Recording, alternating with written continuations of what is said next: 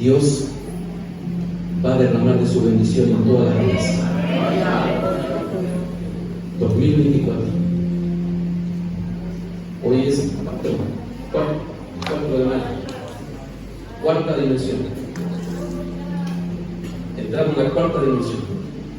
La dimensión del Espíritu. Así que donde vamos a materializar todas aquellas cosas que usted está pidiendo. De acuerdo a tu siembra. Usted sembró mucho, va a tener una cosecha abundante. Usted sembró poco, bueno, de acuerdo a tu siembra. Usted sabe cómo es la matemática divina. Así que en esta mañana, después que los hermanos cantan, vamos a orar al Señor y vamos a bendecir a todos los hermanos que están ofrendando y diezmando para la oración. Saludos a la iglesia en la paz del Señor. Entiendo la agradecido con el Señor que ustedes están en su casa. Saludos hermanos, la paz del Señor. Entiendo agradecido por estar esta mañana tan hermosa, compartiendo con los hermanos en este momento de Santa Cena, que es el más importante, creo que de la iglesia cristiana. Así que estoy ahí en oración hablando al Señor.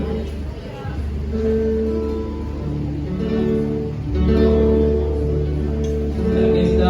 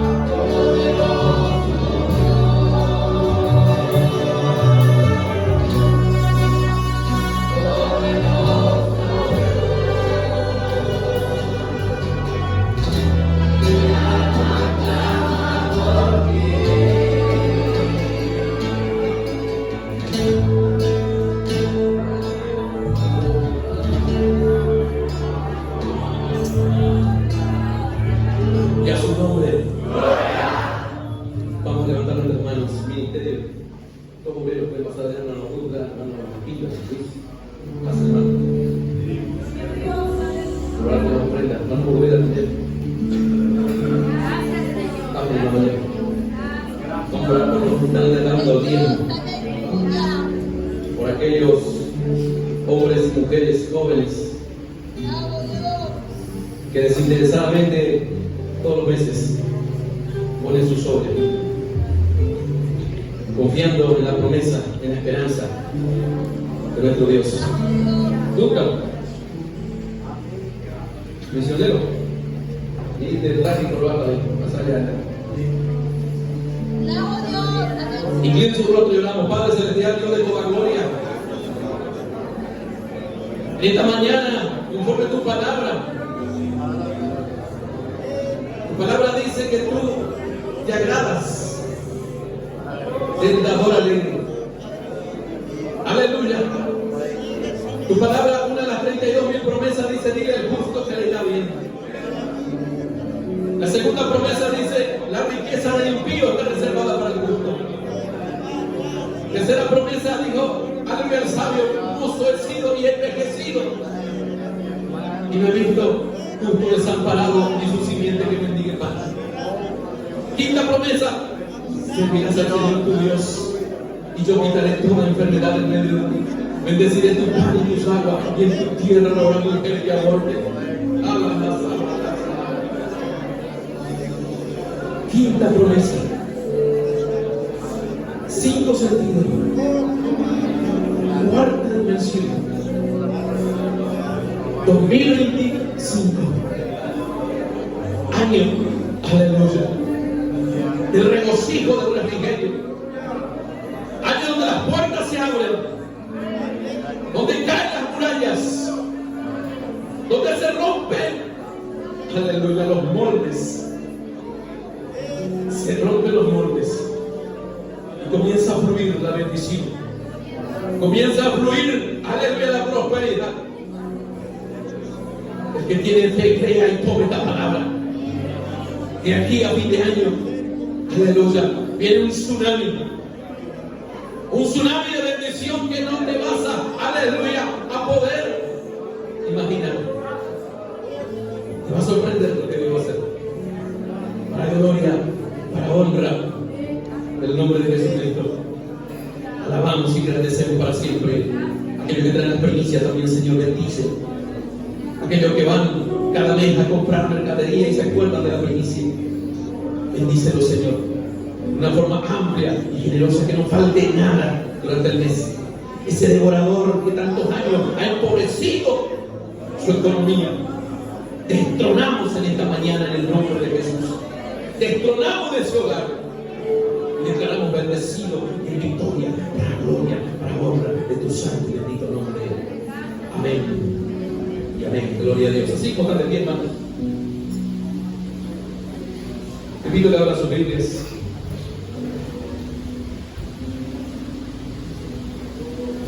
Un ratito y después de tomar asiento. No voy a ser extenso, una mañana muy linda, muy especial, una mañana donde realmente nos gozamos en la presencia del Señor, porque Dios está haciendo cosas grandes en medio nuestro. Dios está haciendo cosas tremendas, y esa es la alegría mayor que tenemos nosotros, de saber que nuestro Dios nunca llega tarde. Estamos felices porque Dios nos dio un grupo maravilloso de varones para servir a Dios, para engrandecer su nombre.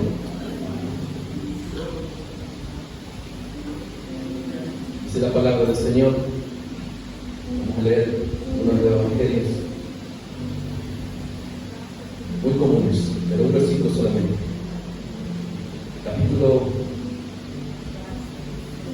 El último capítulo del libro de San Lucas, del 24, 50.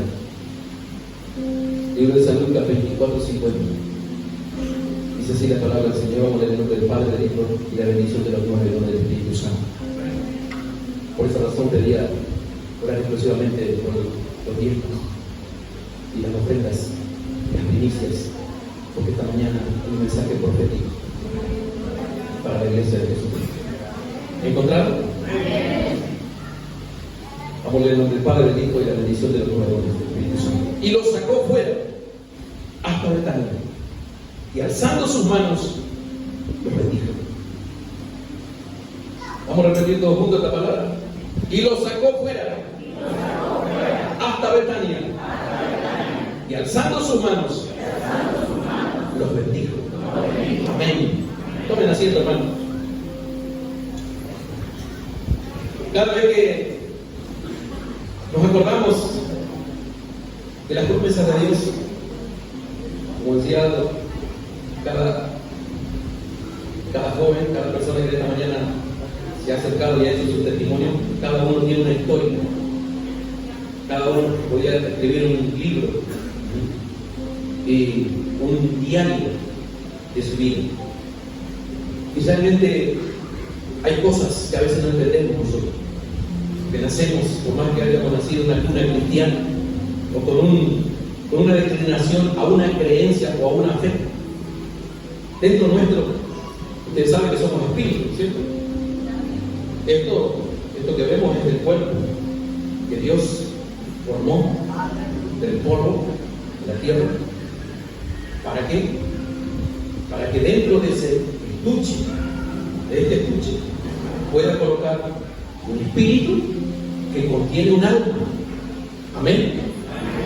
Y estas entidades son eternas.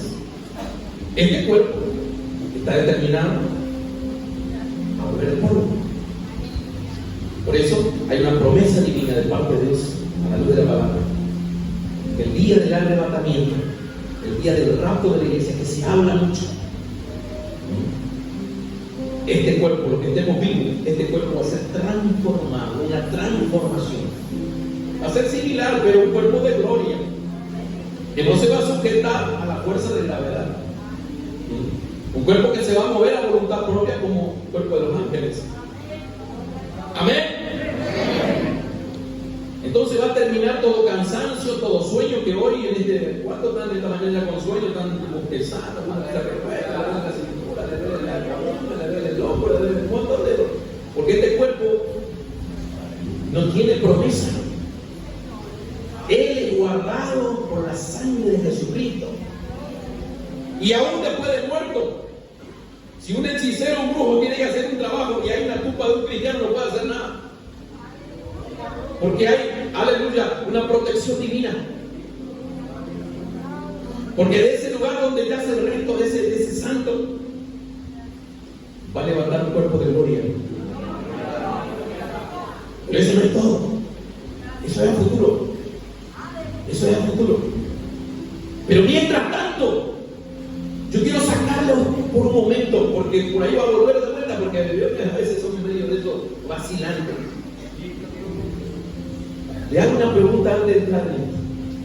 ¿Cuántos de ustedes están disfrutando la gracia?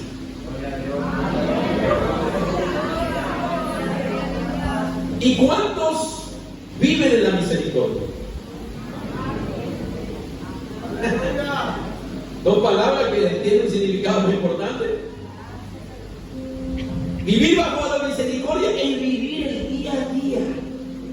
Señor, gracias por tu misericordia. Gracias por tu cuidado. Y ahí está. Y mientras que vivimos cargando culpas y pesos y pasado y maldiciones, no disfrutamos de la gracia. Y la gracia es el favor no merecido que nos otorgó Jesucristo a través del sacrificio de la cruz del Calvario. Ese sacrificio abrió una puerta, una brecha entre el cielo y la tierra. Y cuando nos damos cuenta de esta bendición, todo lo que el mundo nos ofrece pasa a ser efímero, pasa a ser sin importancia. Y dijo Pablo que ostentaba en su habitación allí donde él vivía, hermanos, varios diplomas y certificados que lo certificaban a él como un elocuente fariseo. Pero él dijo, lo tengo por basura toda la cosa para heredar la vida eterna. Entonces si el apóstol Pablo, uno de los apóstoles que por último fue injertado en el grupo apostólico, nos da ese ejemplo, el único que tuvo los 9 dones, ¿qué más nosotros tenemos que seguir? Él dijo, ser imitadores de mí, como yo de ti. Entonces, en esta mañana yo quiero por un momento sacarle de ese molde que a veces estamos estructurados. Y como todo misionero y argentino siempre está de mano como digo, voy a ver qué pasa mañana. Y siempre estamos pensando en futuro, en mañana qué pasa. Y nos olvidamos que nuestro futuro está en la mano de Dios. Porque Él dice, yo seré, aleluya, alfa y el omega. Estaré detrás tuyo y estaré delante tuyo. Siempre y cuando te sujetes a mi voluntad, a mi tiempo. Y el tiempo de Dios no se rige por 24 horas. Nosotros nos manejamos por 24 horas. Pero Dios no se rige en eso. Para tener un cálculo matemático, el apóstol Pedro, que no sabía leer ni escribir, era uno de los ignorantes más grandes, pero el apóstol mayor en el Pentecostés, él dijo, porque para el Señor un día es como 1000 años, y 1000 años es como un día. ¿Se da cuenta? La dimensión. Pero todo eso logramos entender a través de la fe. Cuando nosotros tenemos la fe, volcamos nuestra fe en la palabra de Dios. La palabra de Dios es la lupa. O sea, permítame explicar mejor. La fe es la lupa que aumenta tu visión de acuerdo a la palabra de Dios. Por eso dice, la fe viene por el oír y el oír por la palabra de Dios. Ahora, cuando no se lee la Biblia, cuando se habla cualquier cosa, doctrina de hombre, dogma de hombre, enseñanza de hombre, la fe nuestra queda, aleluya, ausente a la voluntad de Dios. Y es allí donde seguimos a hombre, seguimos doctrina de hombre, seguimos dogma de hombre, seguimos capricho y costumbre de hombre, pero cuando nos basamos en la palabra de Dios, encontramos que ella es viva y eficaz y más penetrante que una espada de 2 filos, penetra hasta partir el alma, discierne los pensamientos y va hasta el tuétano de los huesos, y no hay cosa creada que no sea revelada a la luz de la palabra. Es una espada. Y aunque una espada puede cortar así, pero podemos usar una ilustración un poquito más práctica. Últimamente en la guerra que hay entre Ucrania y Rusia, usan misiles dirigidos con un computador desde la base. Está un operador ahí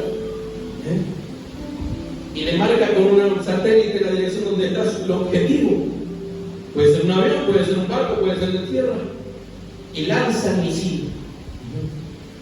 Y ese misil se va, no es que va derecho, va buscando, y donde llega al objetivo, explota. Así es la palabra de Dios. La palabra de Dios va dirigida por el Espíritu Santo. Y por más que la persona se escabulle para allá, vaya para allá, llega el momento que llega al objetivo y explota. Esa es la palabra de Dios. Y Dios dice, mi palabra no volverá a mí vacía, sino que va a ser al efecto a la persona cual ha sido enviada. Ese es el Cristo que predicamos, un Dios de poder, un Dios de milagros, un Dios de transformación, un Dios que cambia, aleluya, la vida y quita la vida, Él hace la llaga y Él la cura. Ese es el Cristo que predicamos, un Cristo de poder sustentado en la palabra gloriosa, genuina y real de Dios. ¿Cuántos le dan? ¿Cuántos le dan? Lo que pasa es que hoy los templos no se usan esto. La adoración es para Dios. Y eso se ha perdido. Acá estamos luchando. Acá estamos luchando a capa y espada para mantener la genuina adoración a Dios. A Dios no hace falta que nosotros vengamos con bombos y platillos. Estoy diciendo con la batería. Hacer una demostración de showman. A Dios no le interesa eso. A Dios le interesa nuestro corazón, cómo nos presentamos delante de Él, en santidad, en reverencia. Porque la alabanza tiene que ser para Él, la oración es para Él. Ahora la palabra, el mensaje dirigida a la iglesia, los dones, las profecías para la iglesia. Por lo tanto, entendamos que esta mañana Dios quiere abrirte, aleluya, la cortina y mostrarte que de fuera de la misericordia está la gracia de Dios, un campo abierto para que tú disfrutes, para que tú vivas, para que tú recibas, para que tú logres objetivos en tu vida, disfrutando la gracia. gracia de Jesucristo.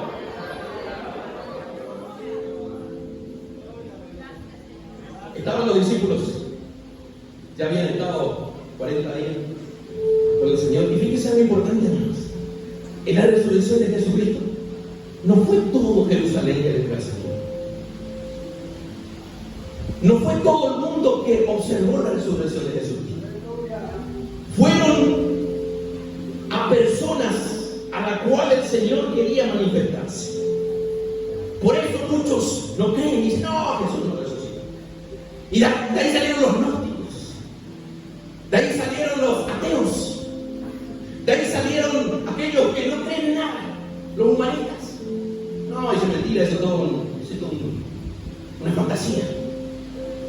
Pero sin embargo, los que van diariamente, que son miles y miles de personas, a Jerusalén, llegan a la tumba donde yacían los restos de Jesús esos días. Hoy encuentran una tumba vacía. Hoy encuentran una tumba, incluso la piedra donde apoyaron los restos de Jesús, todavía está reservado en un museo ahí, con los rastros de su cuerpo ensangrentado. Pero Él no está allí, porque hay un epitafio que se lee: Él no está aquí, Él ha resucitado.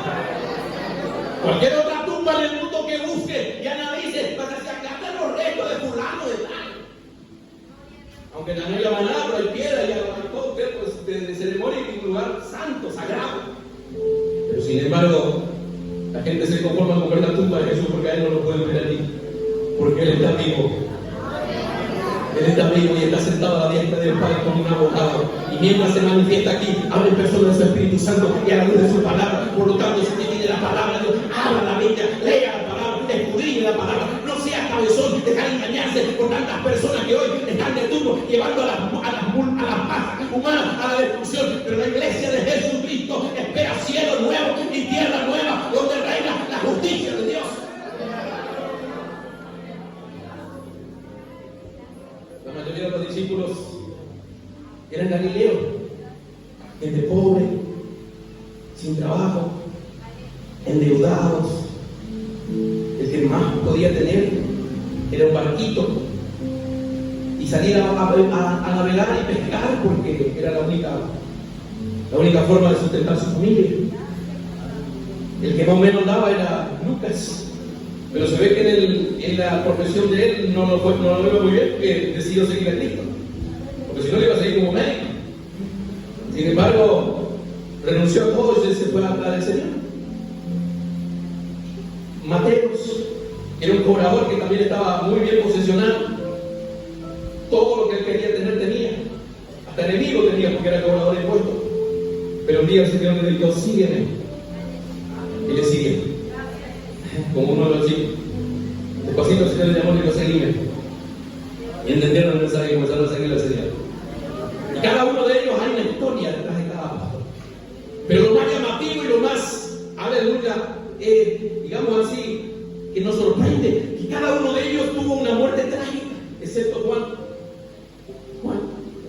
El resto de los apóstoles murieron trágicamente, degollados, decapitados. Otros que fueron encendidos en el jardín de Nerón, cristianos que aceptaban al Señor y que abrazaban esa fe y no negaban su fe. Entonces, cuando el emperador Nerón comenzó a reinar, tenía un odio acérrimo contra los cristianos, porque se reproducían como si fuese hormigas. Quería destruir cuando más lo destruía, más aumentaban.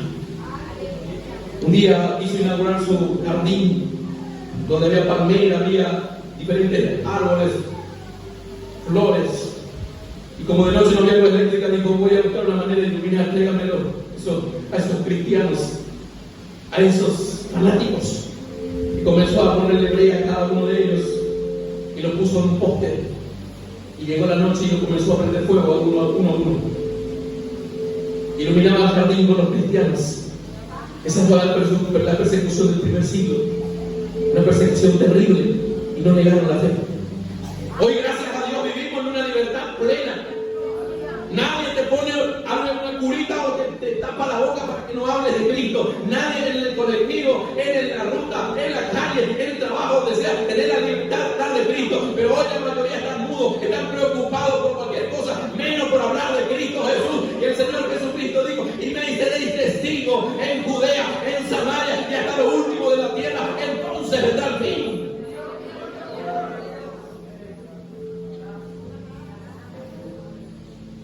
Cuando Jesús iba después de ellos, estaban contentos que el Señor resucitó y estaban con ellos, estaban contentos.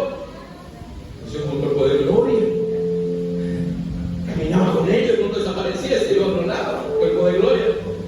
¿Usted se imaginó una vez tener un cuerpo así? Para el que no conoce la Biblia, esto es locura, esto es fantasía, esto es algo inaceptable. Pero ¿sabe qué pasa? Lo que siempre decimos, el apóstol Pablo dijo en 2 Corintios capítulo 4, verso 4. Esto no es para gente que no entiende, esto es para gente entendida. El apóstol Pablo dijo: el Dios de este siglo cegó el entendimiento de los incrédulos para que no le resplandezca la luz del Evangelio. Hay gente que no conoce a Cristo, no puede entender.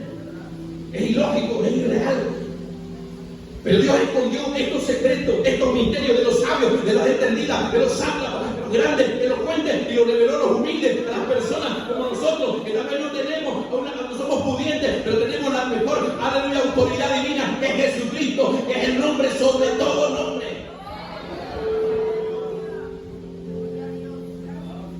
Y ese nos da la libertad de decir y hablar, porque Él nos acompaña en todo momento.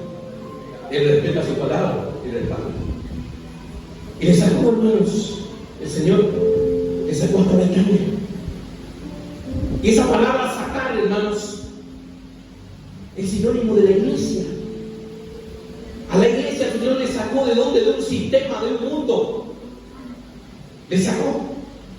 A los discípulos le sacó fuera de una ciudad corrompida. Jerusalén estaba destinada a ser destruida.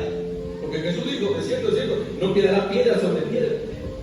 En el año 70 fue destruida Jerusalén. Aproximadamente 1 millón de personas murieron, quemadas, lanceadas. El templo se destruyó y a partir de ese momento se terminó todo lo que sea la actividad religiosa que tenían los israelitas. Terminó, porque destruyeron el templo. El velo se deshizo todo. ¿Y por qué no quedó piedra sobre piedra? Porque había lugares del templo donde había oro. Entonces el oro se derritió, hermanos, y entre las piedras ellos sacaban las piedras para arrebatar el oro. Destruyeron todo. Y ahí se acordaron cuando el Señor dijo: te acuerdo de este edificio, todo esto, no va a quedar piedra sobre piedra.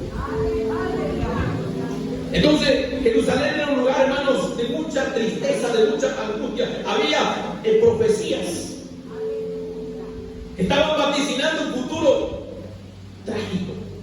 Jesús mismo, cuando iba a entrar en Jerusalén, se paró afuera de la ciudad y exclamó a gran voz: Jerusalén, Jerusalén, que matas a los profetas y apedreas a los que te son enviados. ¿Cuántas veces quise recogerte como la gallina junta a sus polluelos, pero no quisiste? Pero vendrán días cuando a tus hijos van a estrellar por las paredes, van a matar, van a destruir, tus enemigos te van a rodear y no va a haber en ellos misericordia. Una profecía de Dios, de Jesucristo. Pero Jerusalén estaba ciega, Jerusalén estaba endurecida, porque aquí estaba el centro de la religión. Allí estaban los grandes religiosos. Allí estaba, aleluya, por un lado Anás y por otro lado Caifás. Era el suegro y el yerno. Eran los sumos sacerdotes. Y entre ellos había una envidia. Entonces ellos dividían las aguas y unían las aguas de la religión oficial de Jerusalén. Y le ignoraron a Jesús y le condenaron a Jesús por envidia. Pero el Señor habló y dijo: no va a quedar piedra sobre piedra. Y después de decir eso, dijo: pero destruyan el templo y yo lo voy a edificar en 3 días. Pero él habló de su templo. Él habló de su templo. Cuando dijo: destruyan el templo y yo lo voy a construir en 3 días, lo levanto de vuelta. No estaba hablando de él. Pero avanzando para terminar ya, 5 minutos me dan.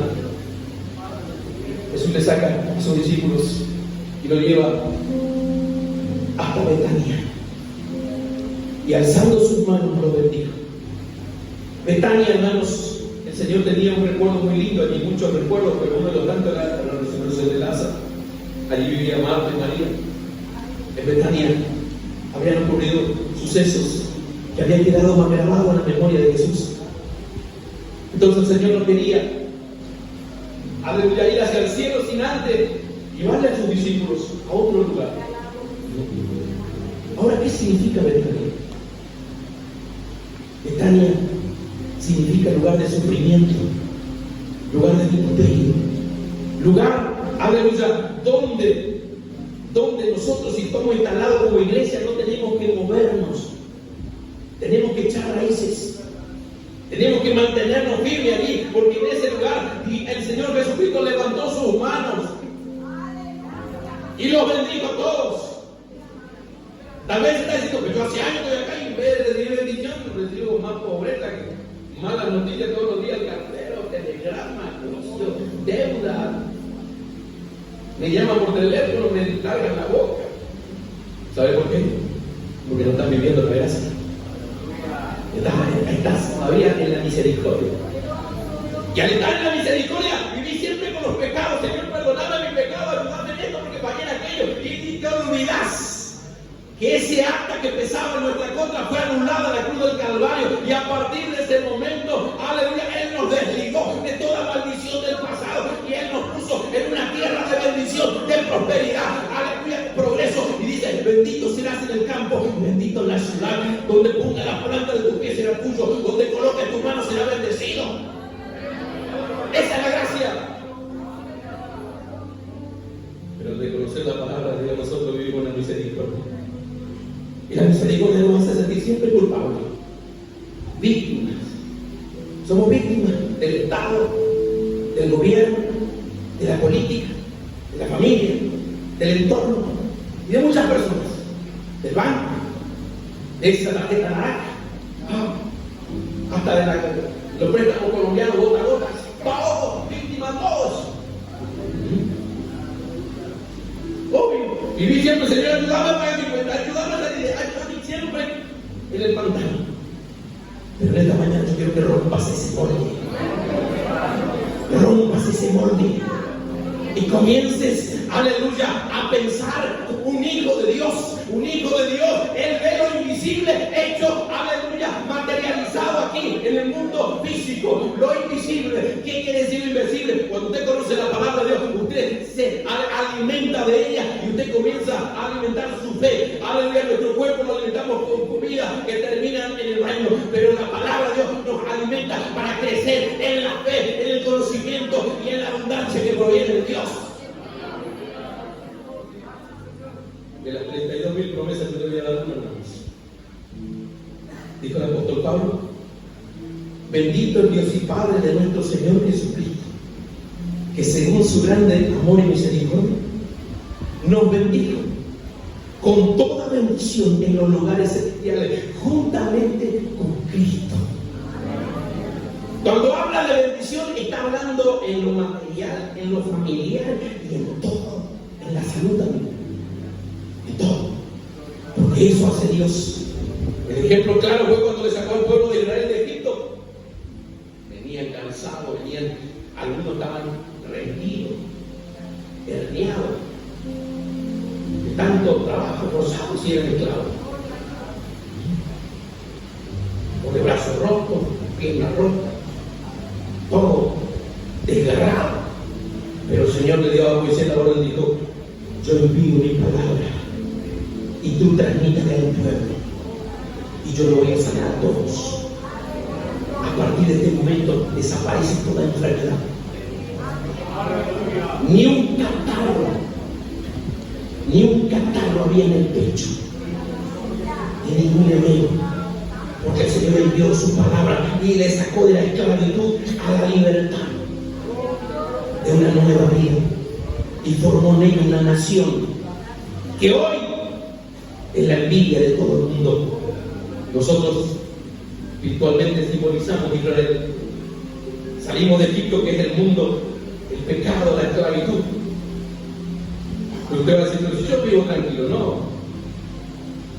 ¿Será que acá tuvimos, no esta vez, pero la vez pasada teníamos un candidato a último, un año tardó para dejar el vicio del cigarrillo? No podía dejar el cigarrillo.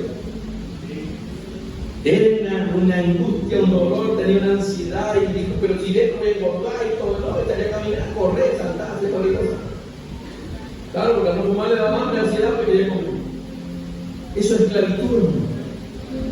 Pero el Señor Jesucristo dijo, y conoceréis la verdad, y la verdad os hará libre. Tenían otro que le gustaba la bebida, era demasiado, él veía los vasos, no se emborrachaba. Estaba tremendamente complicado. Hasta los médicos le dijeron que tenía principio de cirrosis. Y no quería, no podía, quería pero no podía. Hacía la magia en un día y ya temblaba todo porque le necesitaba. Hasta que un día oramos. Más adelante, hermano, vamos a orar. Hoy el Señor va a cambiar tu historia. Ese día él pasó adelante, se quebró. Y cada vez que él sonrió, cuando él veía una botella, le agarraba ganas de devolver. Sentía el olor al tabaco, le agarraba náusea. Y cambió totalmente. Después el mismo era diferente, gordito, bien alimentado, la piel de su durando. El que está en Cristo, nueva criatura es. Las cosas viejas pasaron, todas son hechas nuevas. Porque el diablo vino a matar, hurtar y destruir, pero el Señor vino a dar vida en abundancia. Y esa vida está a disposición tuya. Hermano, hermana, disfrútelo por la gracia de Jesucristo. Alzó las manos. Él podía hablarle y le bendijo. Como le dijo que de vuelta, le sopló. Y le dijo, recibí. No, ese día levantó las manos.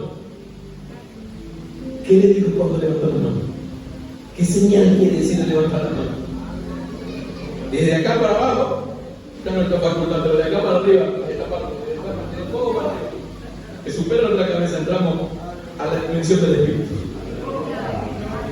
Le digo, a partir de ahora yo les doy a ustedes la bendición. Y va a estar ahí disponible, porque yo voy a estar al lado. Ustedes me piden y yo le voy a dar, porque él dijo, pedid y se os dará, buscar y hallaréis. Y llamad y se va a abrir. Lo que pasa es que a veces buscamos puertas. Hablé con un compañero, me dice, no, pero yo voy por fulano de tal, porque no quiero molestar a Jesús por una paz. Entonces, este es mi amuletito, dice, no me falla nunca.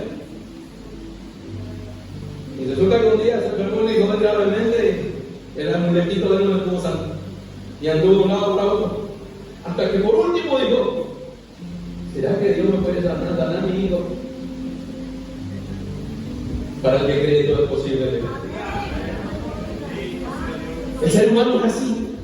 Mientras tiene plata, donde tiene amistades, donde tiene todo cuña, padrino, él va de un lado para otro porque no quiere bajarse y doblarse en la presencia de Dios, que Dios es Dios de toda carne y para él nada es imposible. María y Marta iban al sepulcro acompañando al maestro. Hacía 4 días que Lázaro, su hermano, estaba muerto. Y dice el Señor, pero ten en cuenta que hace 4 días que está saliendo olor del cuerpo de nuestro hermano Lázaro. Y Jesús le dijo, mujer, no te he dicho, para el que cree, todo es posible. Todo es posible. Eso es lo que muchos no entienden. Muchos no comprenden cuando entramos a la profundidad de la palabra. Los milagros ocurren, las sanidades ocurren. Dios sana, Dios liberta, Dios resucita a los muertos, Dios sana sida, Dios sana cáncer, Dios sana lepra, la leucemia, lo que raya, Dios sana, porque Él es un Dios de poder.